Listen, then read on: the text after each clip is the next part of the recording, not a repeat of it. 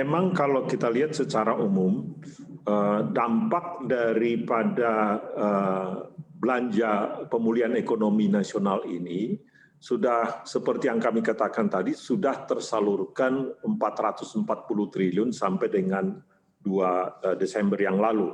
Tentu kalau sekarang mungkin sudah ada kenaikan lagi sekitar 20 triliun lagi. Jadi seperti yang kami katakan tadi, dampaknya ini terutama dirasakan kelompok menengah bawah.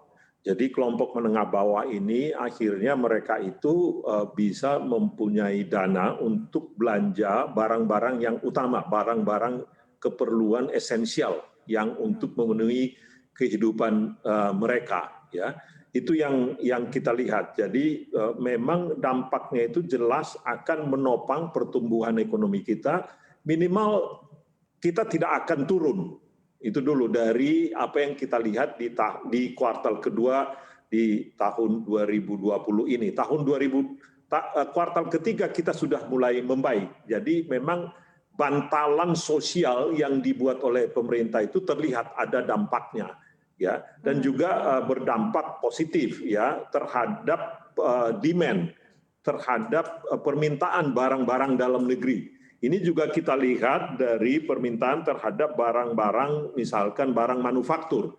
Itu yang membuat PMI, itu Purchasing Manager Index kita juga sudah di atas 50, artinya sudah positif dia. Jadi di atas dari posisi yang semula. Capacity utilization juga mulai naik.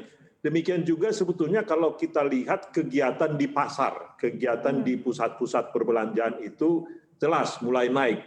Juga kita lihat juga terlihat dari transaksi-transaksi yang dicatat oleh perbankan nasional. Jadi jelas dampaknya ada, ya. Tentu kita lihat ke depan yang mungkin yang menjadi catatan buat kita untuk tahun 2021 nanti, ini tidak cukup hanya bantuan sosial yang kita harus berikan. Bahkan menurut kami kita akan prioritaskan lagi untuk penciptaan lapangan kerja. Karena penciptaan lapangan kerja ini sangat penting untuk juga menaikkan pendapatan daripada pekerja ini. Seperti yang kita lihat, data yang dikumpulkan oleh BPS sampai dengan bulan Agustus yang lalu, begitu banyak yang di PHK akibat daripada COVID-19 ini. Ini yang kita harapkan kita harus tanggulangi segera di tahun 2021 ini.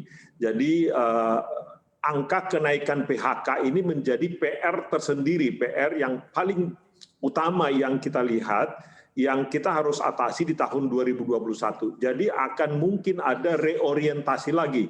Bantuan sosial perlu, tetapi penciptaan lapangan kerja itu lebih perlu lagi ya, untuk tahun 2021. Jangan lupa untuk install aplikasi CNBC Indonesia yang tersedia di App Store dan Play Store. Dan ikuti terus perkembangan ekonomi bisnis terkini hanya di CNBC Indonesia Beyond Business.